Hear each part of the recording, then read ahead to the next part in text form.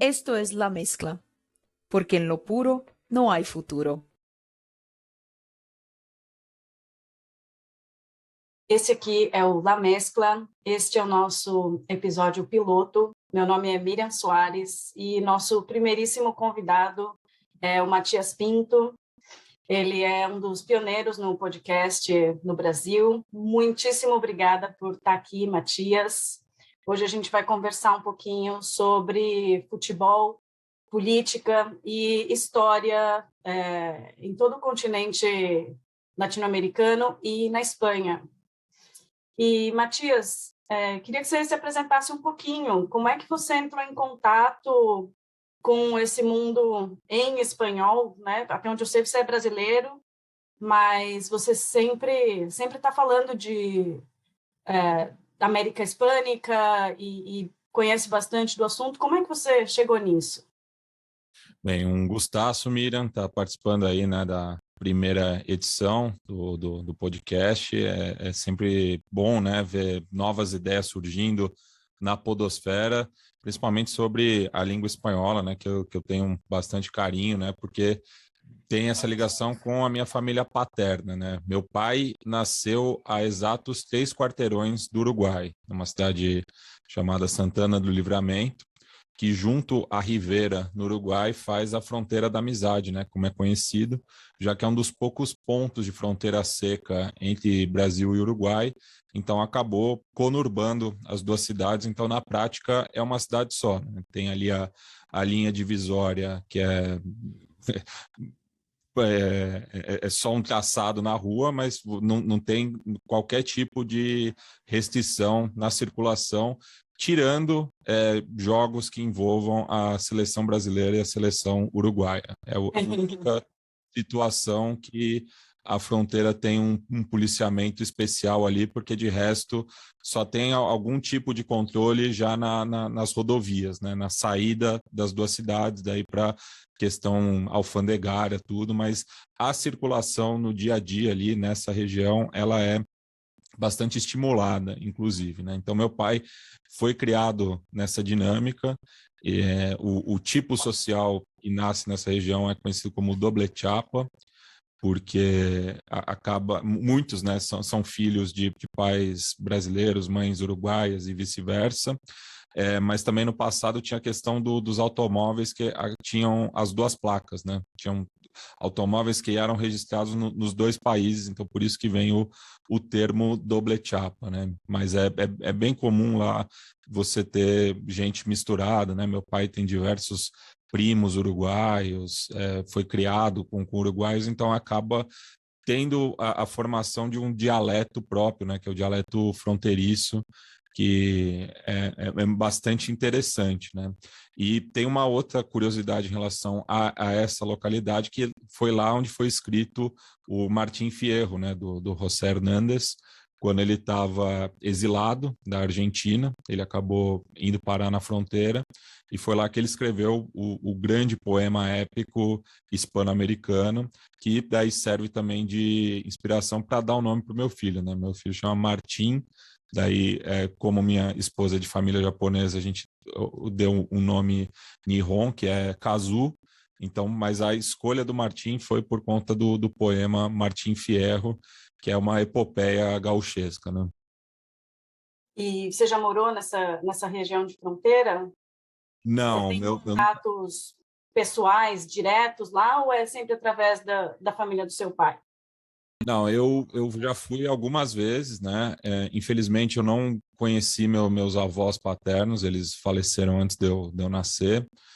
O meu avô, ele era de uma outra cidade fronteiriça que chama Bagé, mas que não tem essa especificidade, né, de estar em contato direto com a fronteira, mas tem também um movimento interessante. E minha avó nasceu em Rosário do Sul, que é ali próximo também, mas a família dela é de Santana do Livramento, então ela foi criada também na cidade, né? Que como meu bisavô era militar, ela acabou nascendo em Rosário do Sul porque ele estava servindo ali na época, né? Mas já fui diversas vezes e foi a primeira vez que eu saí do Brasil foi para Livramento, né? E foi para Rivera, no caso, né? Eu tinha 5 anos e eu tirava uma onda na escola, porque ficava aquela coisa, né? Os meus colegas eram mais ricos do que eu era bolsista numa escola particular e, tipo, molecada já com 7, 8 anos já conhecia boa parte dos Estados Unidos e Europa, né?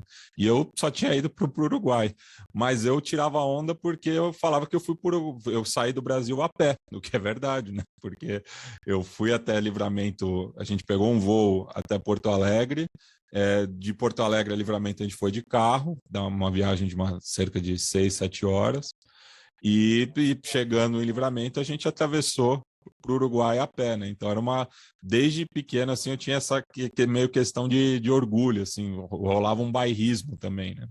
E lá em casa, desde pequeno eu ouvia muita música rioplatense, né? Sobretudo tango, né? Que é forte, né? Tanto na Argentina quanto no Uruguai. Tem até essa disputa pelo nascimento do Carlos Gardel, né? Que é um dos grandes intérpretes do tango. Mas o meu tanguista favorito é o Julio Sosa, né?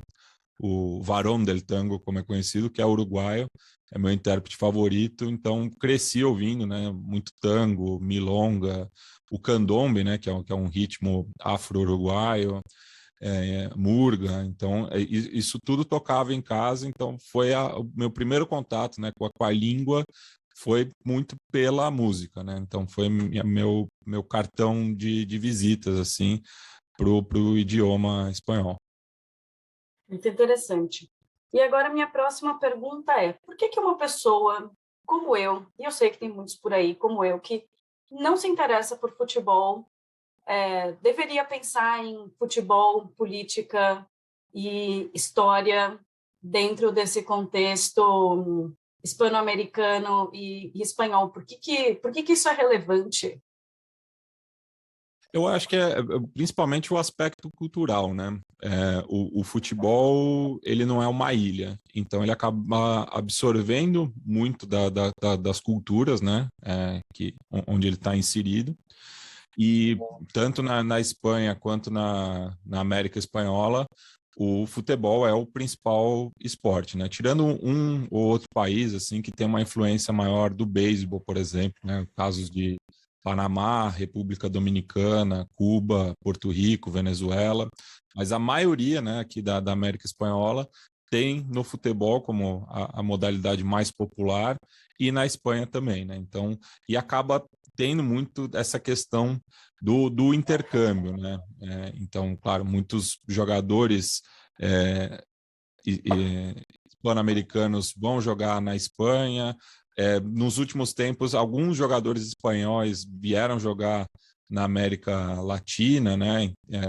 Tem essas curiosidades, mas e também na música, né? Que é a minha principal pesquisa, né? Que eu estudo muito a questão das músicas de arquibancada, sobretudo aqui nos países vizinhos, também rola muito desse intercâmbio, né? Tanto parte melódica quanto alguns versos.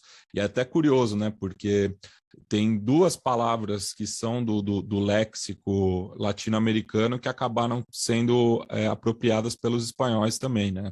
A primeira é cancha, que vem do quechua, né? Que significa é um espaço delimitado, só que aqui na América Espanhola acabou convencionando para o campo de futebol, então é comum se referir tanto ao campo quanto ao estádio como cancha, e isso os espanhóis acabaram adaptando também, e hincha, que é como a gente define o torcedor na América Espanhola, né, que surge no Uruguai, porque no Clube Nacional de Futebol, que é um dos principais times uruguaios, tinha a figura do Miguel Prudencio Reyes, que era um hincha-pelota, né? Literalmente, ele enchia as bolas, ele era um faz-tudo ali no clube, né? Cuidava dos uniformes, tudo. O nome, assim, mais formal é utileiro, né? Costumamos chamar isso de utileiro. Mas ele fazia tudo ali no clube, mas principalmente enchia as bolas. E ele era... Vou te interromper rapidinho para lembrar que hincha pelota também é um pé no saco, né? Significa, esse um ninja pelota, esse cara é um pé no saco. Enche o saco, né?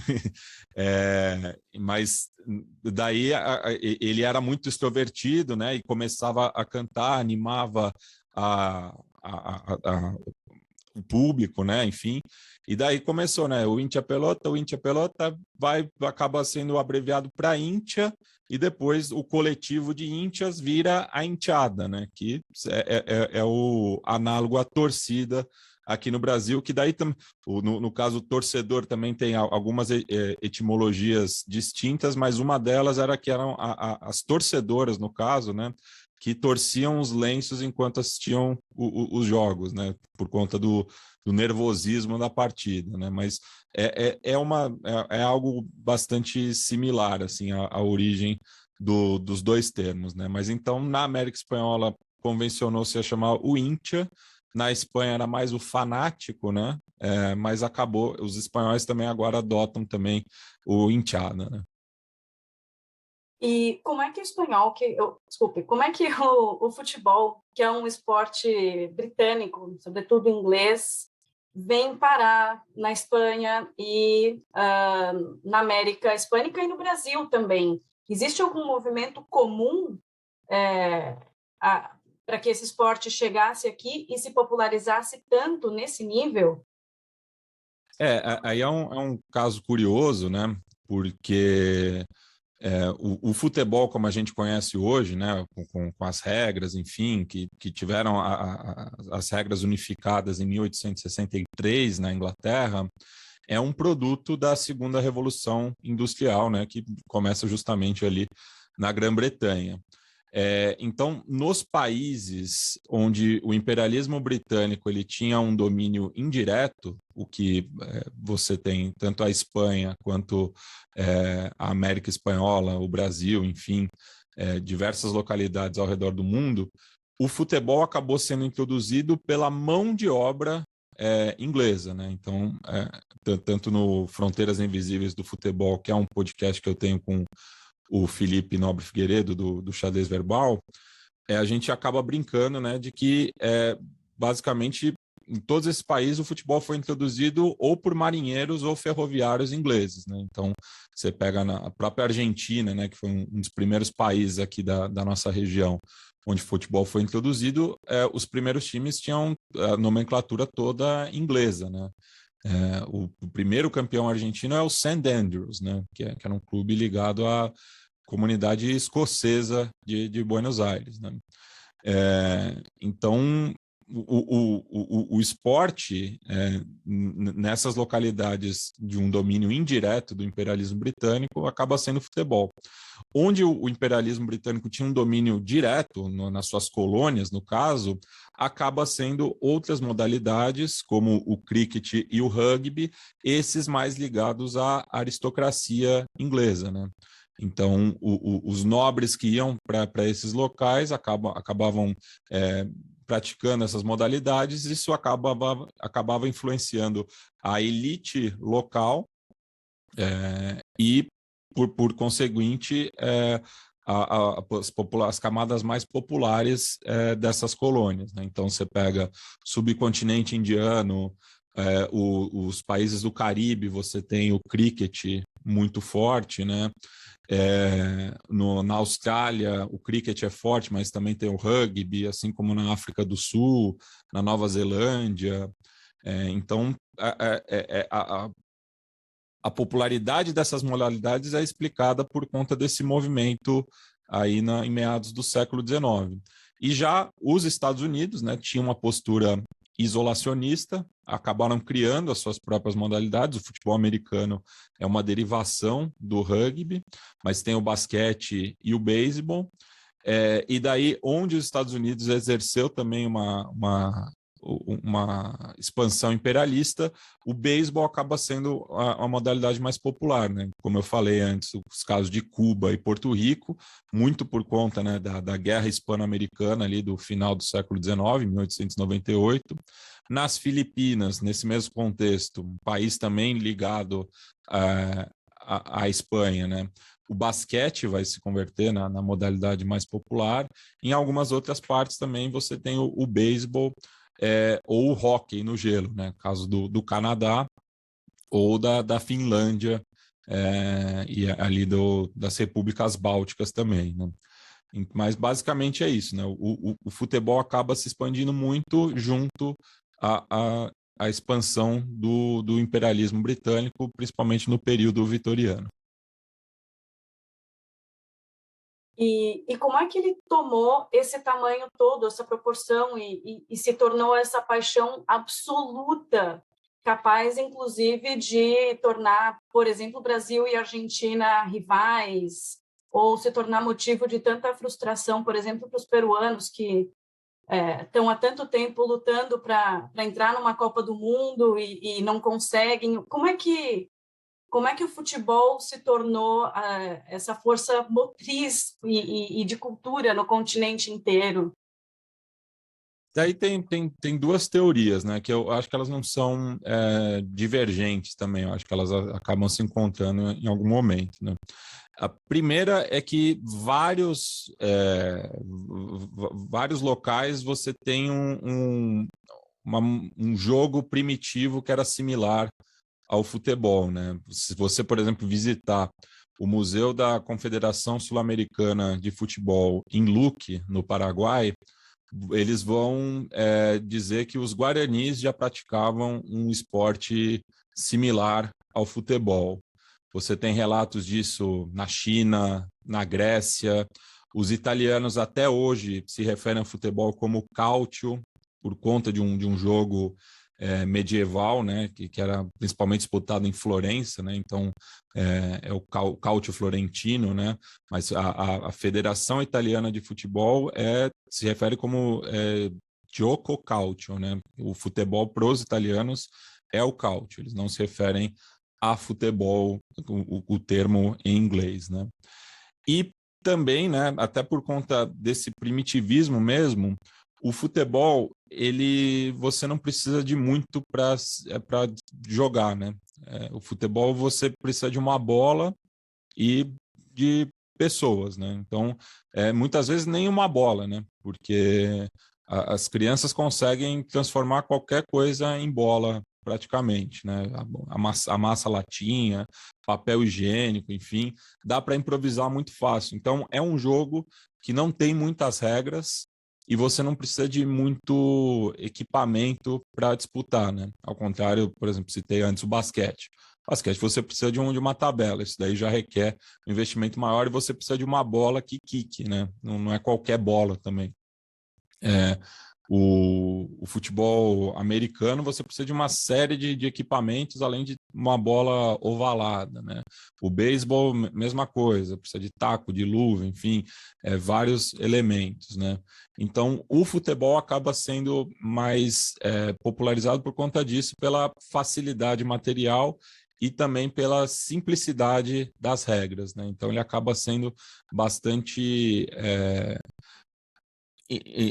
bastante fácil de ser praticado, né, nesse aspecto, né? Então, isso acaba explicando a popularidade do jogo, além de ser um jogo bastante envolvente, né? Tem uma dinâmica de que não para, né? Ao contrário de muitas outras modalidades que o tempo não é tão contínuo, o futebol são 45 minutos corridos em cada tempo, né?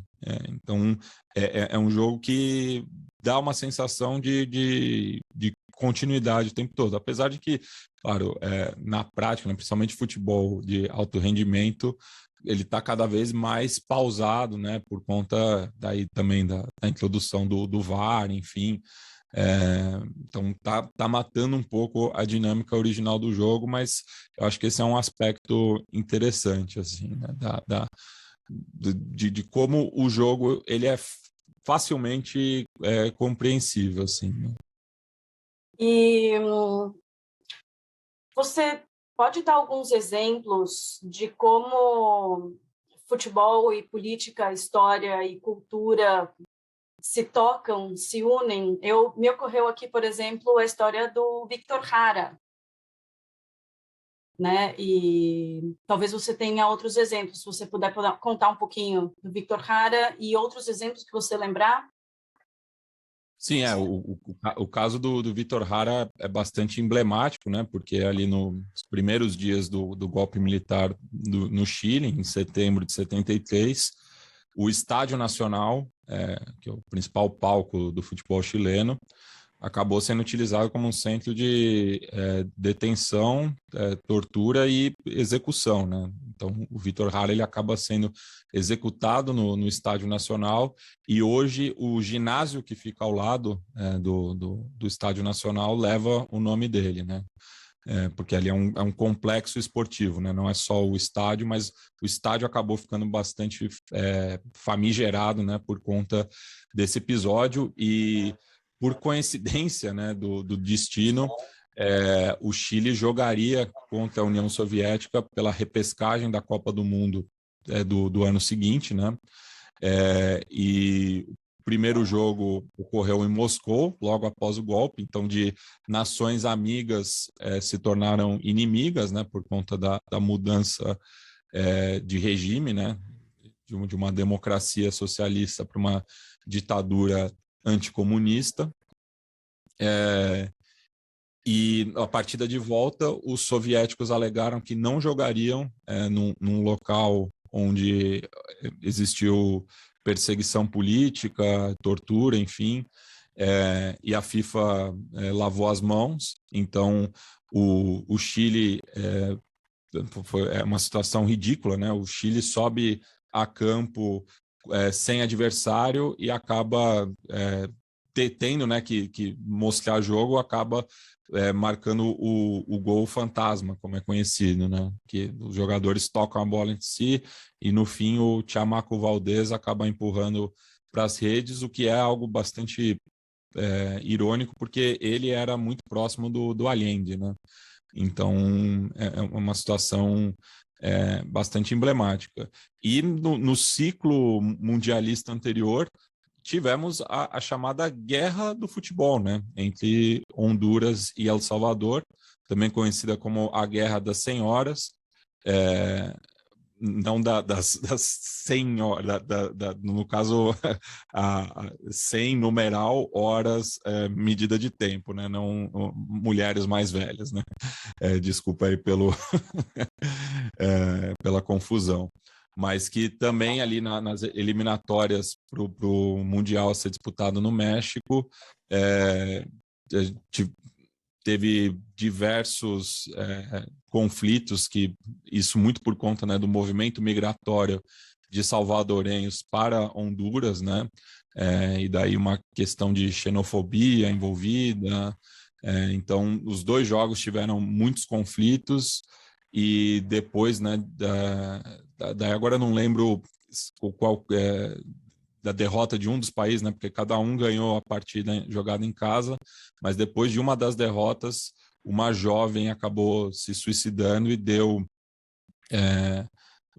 foi o estopim, né, para que esse conflito escalasse, né, para uma guerra, né. Então isso foi ali entre 14 a 18 de julho de 1969, né, e depois os dois países tinham que jogar uma partida de desempate, que foi jogada na Cidade do México sem público, né? Então o El Salvador acabou vencendo Honduras e se classificou para a sua primeira Copa do Mundo, né? Então aqui na América Espanhola a gente tem esses dois exemplos bem marcados, né?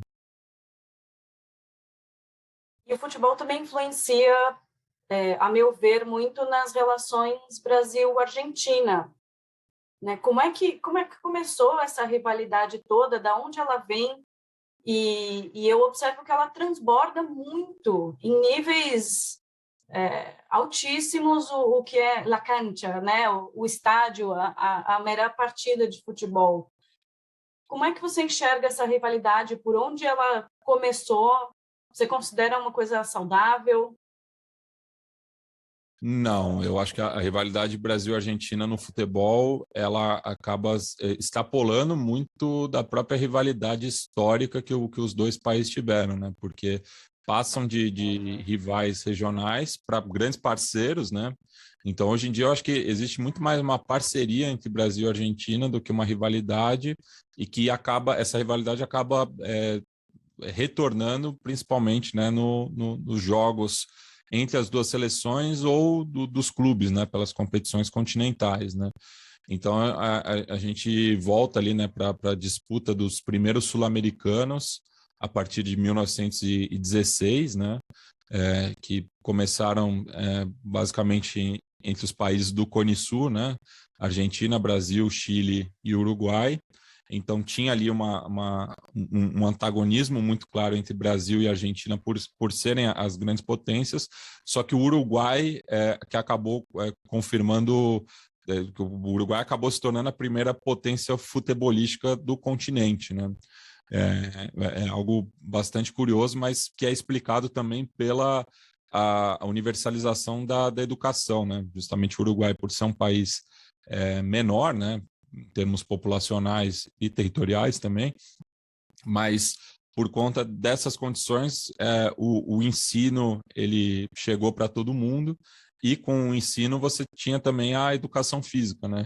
Então, isso explica no começo por que o Uruguai se tornou uma potência no futebol e acabou conquistando os primeiros 2 sul-americanos, também foi 2 vezes campeão olímpico e o primeiro campeão mundial, além de ter sediado, né, a primeira Copa do Mundo disputada em 1930, fazendo final com a Argentina, inclusive, né, e também deu bastante conflito, né. Isso tem muitos registros, né. Mas, enfim, eu acho que a rivalidade começa futebolisticamente ali, né, no começo do século passado, mas vai crescendo, né, ao longo das décadas, e hoje eu acho que não é nada saudável, né? E eu, por exemplo, eu tenho muitos amigos argentinos, eu também não morro de amores pela seleção brasileira, então acabo nem tendo muito essa discussão, mas muitos desses amigos argentinos que eu fiz foi por conta de uma amizade, né, entre as torcidas do meu clube, né, o São Paulo, com o Chacarita Juniors, né, que é um clube da Grande Buenos Aires, que coincide as cores, né? Então partiu primeiro deles, né, ali, porque a camisa titular do Chacarita é igual à camisa reserva do São Paulo, né? São faixas vermelhas, brancas e pretas na vertical. Então, essa coincidência de uniforme gerou uma amizade muito forte, né? Então, tem diversos amigos argentinos que foram feitos através do futebol, né? Então, existe um outro jeito aí, né, de se relacionar através do esporte. E não só o São Paulo e o Chacarita tem uma amizade nesses moldes, né? Tem o Grêmio e o Almagro, o Fluminense e o Vélez Sarsfield, o Internacional de Porto Alegre e o Independiente de Avejaneda. Tem várias torcidas brasileiras que têm a sua cara metade do outro lado da fronteira. É muito interessante isso que você está contando, de ver que também tem um outro jeito da gente se relacionar com a Argentina e com o futebol. Eu lembro uma situação que eu passei, eu estava trabalhando nas Olimpíadas, e aí eu tive um dia de folga, e eu fui assistir uma partida de rugby, Brasil e Argentina. E a Argentina tem uma tradição muito maior do que o Brasil no rugby. O Brasil estava apanhando, eu sinceramente não me lembro qual que é um placar habitual de rugby, mas estava tipo 50-1, sabe? Era uma diferença absurda, e os brasileiros continuavam gritando e falando um monte de ofensas contra os argentinos. Eu não lembro as palavras exatas, mas era: o Brasil vai ganhar, seu bando de insira aqui, né, o seu insulto. E o Brasil estava claramente perdendo, não tem tradição, ia claramente perder, e os brasileiros continuavam com aquele orgulho absurdo, assim, de não ver, né, onde estavam se colocando, só pelo prazer de torcer contra a Argentina. Eu estava lá na final, no estádio, e depois daquele 7-1, ainda tinha brasileiros torcendo para a Alemanha só para torcer contra a Argentina. Sim. E é curioso, isso é muito alimentado pela imprensa também, dos dois países, né? Até forçando uma rivalidade em esportes que não tem a mínima comparação, né? Porque no futebol, querendo ou não, Brasil e Argentina estão na primeira prateleira, né? São dois países campeões mundiais, revelaram grandes jogadores, têm uma enorme contribuição para o esporte, né? O mesmo, por exemplo, daí no rugby, a Argentina tem uma tradição muito maior. No vôlei, o Brasil tem uma tradição maior do que na Argentina. Basquete, o Brasil já foi uma potência, mas hoje a Argentina acaba sendo a principal da modalidade, né? Mas daí, mesmo essas modalidades onde você tem geralmente uma convivência mais pacífica, né? Você não tem uma paixão tão grande envolvida assim, acaba adaptando muito da rivalidade futebolística nesses casos, né? O rugby é cheio de códigos, né? Tem toda aí uma retórica, né, que é uma modalidade diferenciada, né? Tem até um ditado britânico, né, que diz que o futebol é um jogo de cavalheiros disputado por bárbaros, enquanto o rugby é um esporte de bárbaros disputado por cavalheiros. Eu não concordo muito com essa frase, mas ela tem um seu contexto ali, né, na separação entre as duas modalidades em meados do século XIX, né? E basta ver, né, os diversos episódios de rugbyers argentinos envolvidos, né, em polêmicas de violência, agressão sexual, para você ver que não tem nenhum cavalheirismo ali, né? Isso é meio da boca para fora, muitas vezes, né? Mas, enfim, então você tem toda esse caldeirão cultural aí, né, dessa rivalidade do futebol que deixou de ser sadia há muito tempo. E daí é um caso curioso também, né, que nas últimas semanas aí a gente estamos gravando aqui, né, em começo de maio de 2022, só para situar um ouvinte do futuro aí, mas a gente teve diversos casos de racismo, né, com torcedores brasileiros em jogos tanto da Libertadores quanto da Copa Sul-Americana. E é curioso que a resposta às manifestações racistas de torcedores argentinos, equatorianos, chilenos é a xenofobia. Então, o brasileiro responde ao racismo com a xenofobia e, em alguns casos, com a homofobia também, né? Então, assim, houve de um torcedor argentino, chileno, equatoriano, gritos de macaco, tudo responde com índio, né? Como se índio também fosse uma ofensa, né? Ou como se o monopólio do racismo fosse só dos brancos europeus, né? Como se os latino-americanos não pudessem ser racistas por conta do próprio racismo estrutural, né? Que coloca também outras minorias, né? Aqui não acaba nem sendo o caso de minoria, né? De acaba colocando de outros grupos étnicos não brancos contra si, né? Então são asiáticos, ameríndios, africanos, todos não brancos acabam também se ofendendo mutualmente, né? Como se tivesse um padrão só, né? Enfim, de comportamento, de um padrão de beleza. Então, acaba tendo essa confusão também, né, envolvida, né? Então, claro,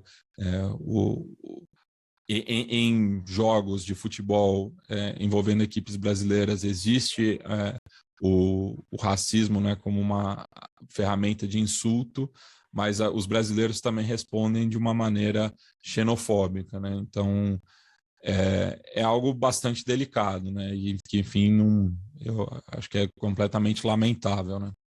Absolutamente lamentável. Os ouvintes não conseguem ver a minha cara, mas eu não sei onde esconder a minha cara de vergonha por fazermos isso, nós brasileiros, né? E a gente não pode falar de futebol, sobretudo o futebol argentino, sem falar do Maradona, porque ele não é só um grande jogador de futebol, tem também essa rivalidade com o Pelé, apesar deles serem de gerações diferentes, mas o Maradona tem uma influência política, ele tem uma representatividade grande, ele significa muita coisa para os argentinos. Você pode falar um pouquinho disso?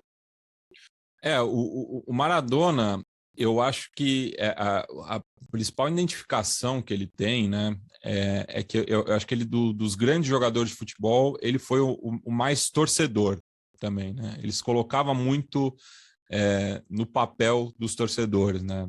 Todas as declarações que ele dava, ou mesmo quando ele não podia jogar, ele se comportava como um torcedor, né? Então é uma identificação muito direta, né? Que na Argentina acabava ocorrendo, né? Então, até por ele vir, né, das camadas populares, né? Nunca ter escondido isso, ser até uma questão de orgulho, né? Ele tinha isso muito presente no discurso dele, no próprio comportamento, né? Então ele é o deus mais humano que os argentinos conheceram, né? Então era uma figura muito interessante. E curioso que quando ele surge, né? A torcida do Argentinos Júnior, né, que foi o clube que o revelou, cantava que ele era o hermano de Pelé, né? Quando Maradona surge, tinha ainda não estava essa rivalidade, né? Era meio como se fosse uma continuidade, né? Que o Maradona seria uma continuidade do Pelé, né? Até porque acabou adotando a mesma camisa, né? Camisa número 10, que depois do Pelé que acaba tendo esse significado, né? Ou do 10 ser a grande referência técnica de uma equipe de futebol, né? Até porque a numeração no futebol ela surge ali nos anos 40 e o Pelé começa a jogar, né, em meados dos anos 50, mas logo já se torna o camisa 10, então daí vem toda essa mística, né, envolvida a esse número, né, na camisa. Também tem aquela coisa Diego, Diez, Dios, e chega na igreja maradoniana. Se você puder comentar disso também, por favor. Sim, né? Acaba virando uma questão de culto, né? E não só na Argentina, né? Tipo, aqui no Brasil tem vários maradonianos também, né? Gente com tatuagem, inclusive, né? A morte do Maradona pegou o mundo todo, assim, meio de surpresa, né? Um monte de gente emocionada. Em Nápoles também, né? Ele é uma figura muito reverenciada, né? Porque ele colocou a cidade de Nápoles no mapa futebolístico italiano, né? E daí também tem toda a questão na Itália, né? De uma clivagem entre norte e sul, né? E que o Maradona acaba fazendo o sul desafiar o norte pela primeira vez, né? E daí até na Copa de 90, a Argentina elimina a Itália jogando em Nápoles e muitos napolitanos estavam torcendo para a Argentina, né? Porque ouviram a vida toda que não eram italianos de verdade, que enfim, que o Vesúvio tinha que acabar com a cidade de Nápoles. Então os caras pensam, os caras xingam a gente a vida toda, por que eu vou torcer para a seleção que representa esse povo aí ao norte de Roma, né? Então o pessoal lá em Nápoles torceu para a Argentina também. Então o Maradona foi responsável por esse tipo de comportamento, né? E ele foi um cara que foi muito cantado também, né, pelas torcidas, tem toda o simbolismo dos 2 gols que ele marca contra a Inglaterra 4 anos após a Guerra das Malvinas, né? Então ele atingiu uma idolatria. Eu não vou nem entrar aqui na discussão de quem foi o maior jogador da história do futebol, né? Até porque, como você bem lembrou, são gerações diferentes. Eu acho que é até injusto, né, que você comparar, porque o jogo ele vai mudando bastante, né? Mas eu não tenho um outro jogador que foi tão idolatrado como o Maradona. Isso é palpável, assim, né? A relação que os argentinos têm com o Maradona é muito diferente da que os brasileiros têm com o Pelé. O Pelé é um grande ídolo, mas só no futebol, assim, né? Tanto até que o pessoal costuma brincar, né? Que tem o Pelé e tem o Edson, né? A pessoa física e a pessoa jurídica, né? Vamos dizer assim. O Maradona era um só, com todas as contradições dele também, né? Mas, claro, não... é um ser humano, enfim, pisou muito na bola em diversos episódios, mas mesmo esses erros dele não foram capazes de diminuir a idolatria que ele tem na Argentina. Ele mantinha também relações com Fidel Castro, né, e uma série de outros líderes de esquerda pelo continente afora. Como é que você sabe sobre isso? Conta um pouco para a gente. Ele sempre teve, por ser argentino também, outra figura bastante divisível no país vizinho é o Che Guevara, né? Então, Maradona sempre se inspirou no Che Guevara, chegou a tatuar, né, a famosa fotografia do Korda no braço. Ele foi se tratar em Cuba em diversas oportunidades, né? Depois acabou se aproximando bastante do Hugo Chávez, né? Inclusive na Copa do Mundo de 2014, ele e o Vítor Hugo Morales, né? Que é o narrador que narra os dois gols contra a Inglaterra em 86, um narrador uruguaio, inclusive, mas que se tornou uma figura muito importante na imprensa argentina.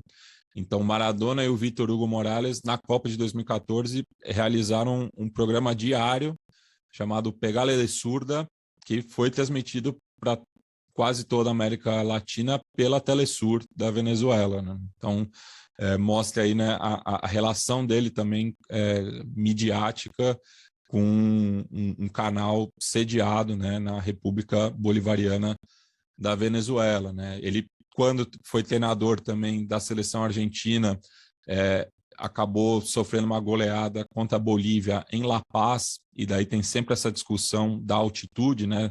Se é justo, né, que os bolivianos joguem a 3.650 metros em relação ao nível do mar, e o Maradona falou, não, eles nasceram aqui, eles têm que jogar aqui, né? Não faz sentido eles irem para outra cidade, porque La Paz é a principal cidade futebolística da Bolívia, né?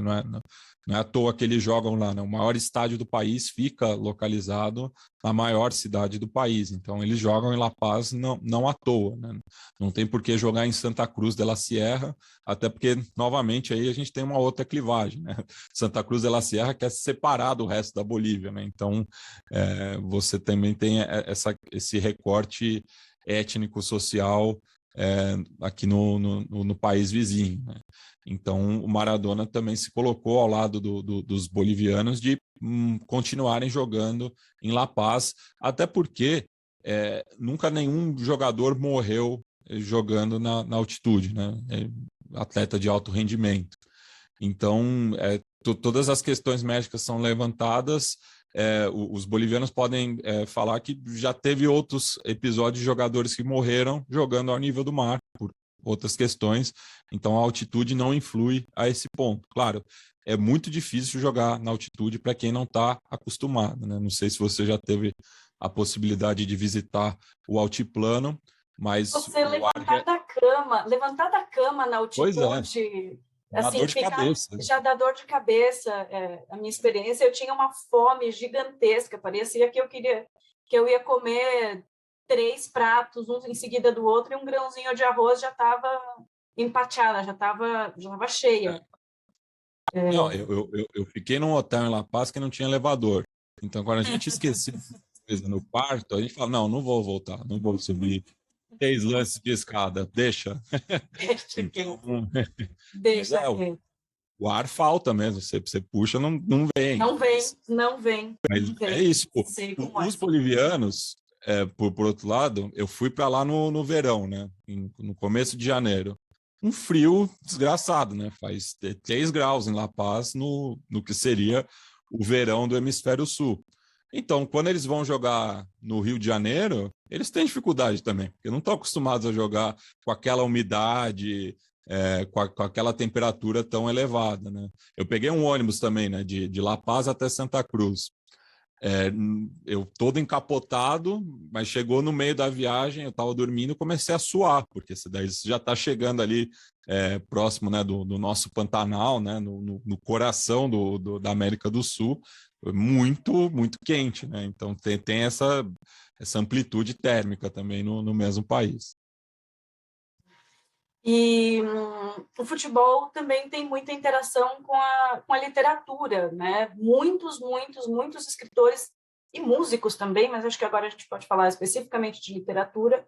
Muitos escritores hispanos têm uma relação muito forte com o futebol, né? O que você pode comentar sobre isso?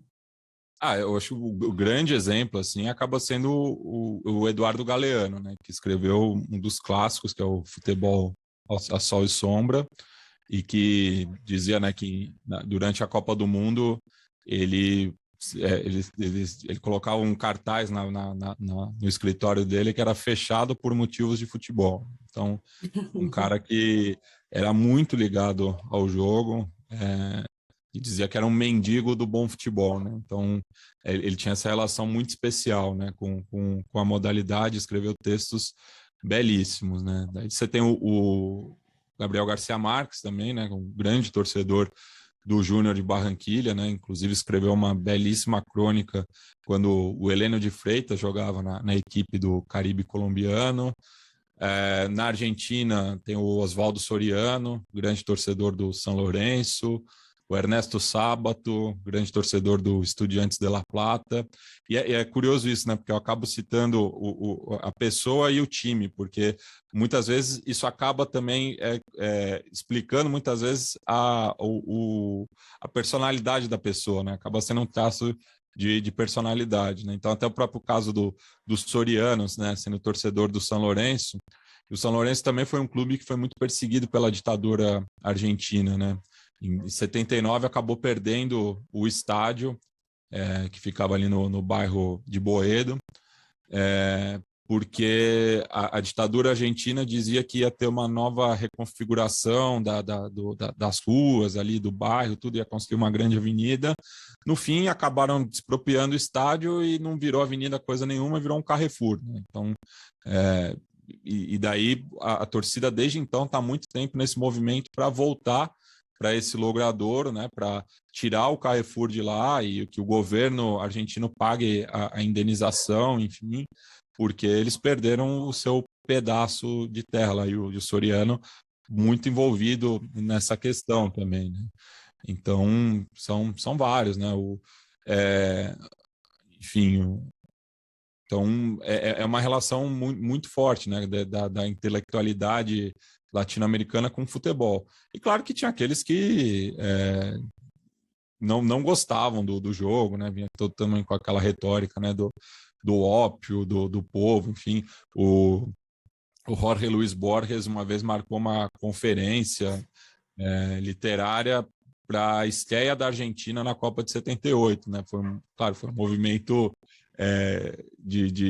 foi uma marcação de posição, mas ninguém foi se apresentou, né? Ele fez de propósito mesmo, né? Mas era uma relação difícil também, né? Então, e assim, isso eu acabei observando na própria academia, né? Que de uns tempos para cá o futebol acabou sendo valorizado enquanto objeto de estudo, né? Mas no passado recente, assim, coisa de 25 anos, o futebol era muito marginalizado nos meios acadêmicos, né? As pessoas minimizavam, né? Achavam que era um tema menor, que não valia a pena você se dedicar ao estudo de uma prática tão mundana assim, né? Então, Eu já felizmente... fui até conhecer o Fronteiras Invisíveis do Futebol e ler Futebol a Sol e Sombra, que quem me deu de presente foi justamente o Felipe Figueiredo, seu parceiro lá no Xadrez Verbal e meu amigo querido. Beijos, Felipe, obrigada. Até eu ler o Futebol a Sol e Sombra e ouvir o Fronteiras Invisíveis, o seu podcast com o Felipe, eu também era uma dessas pessoas.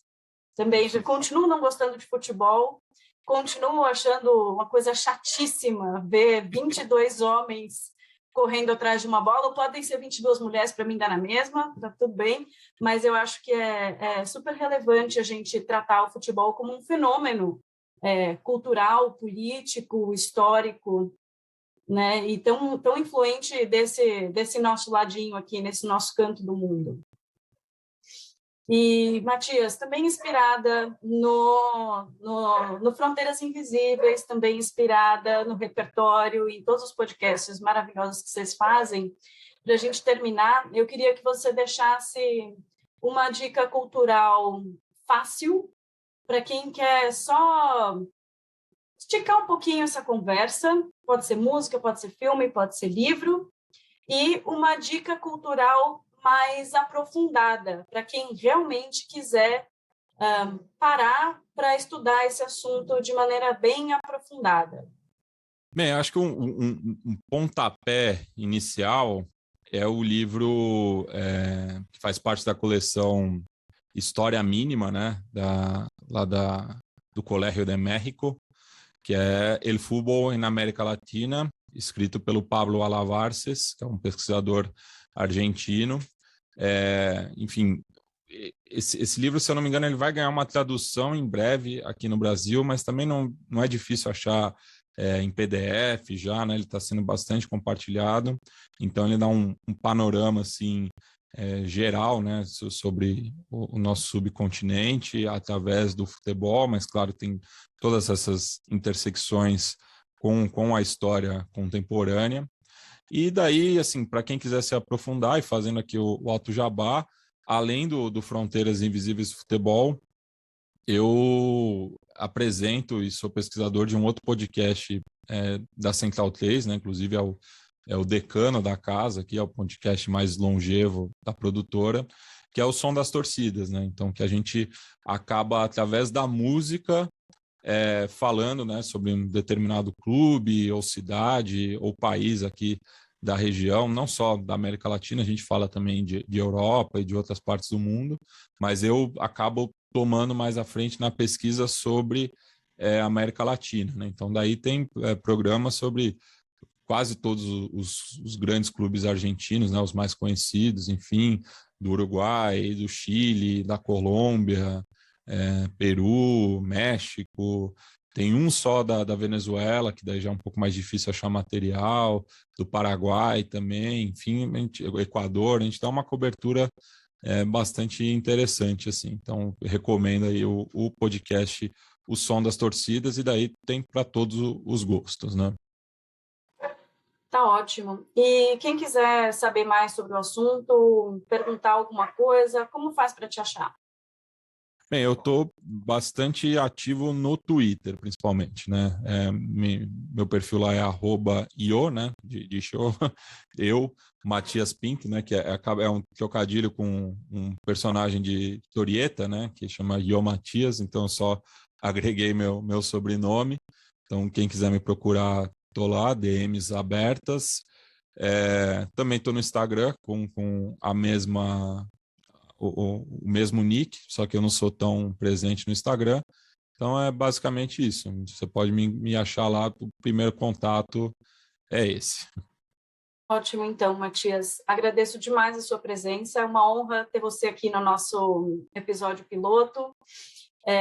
Eu aviso também os nossos ouvintes que eu moro do lado de um hospital veterinário e tenho 4 gatos na minha casa, então temos participações especiais dos cães da veterinária ao lado aqui de casa, e aos poucos vocês vão, nos próximos episódios, conhecendo os meus gatos, que são Violeta Parra, Atahualpa Yupanqui, Mercedes Sosa e Chavela Vargas. São os 4, eles têm nome e sobrenome. Aos pouquinhos, com certeza vocês vão ouvi-los passar por aqui, porque gravar de casa é isso aí. Tá ótimo, Matias. Muitíssimo obrigada e espero continuar ouvindo vocês nos podcasts maravilhosos que vocês fazem.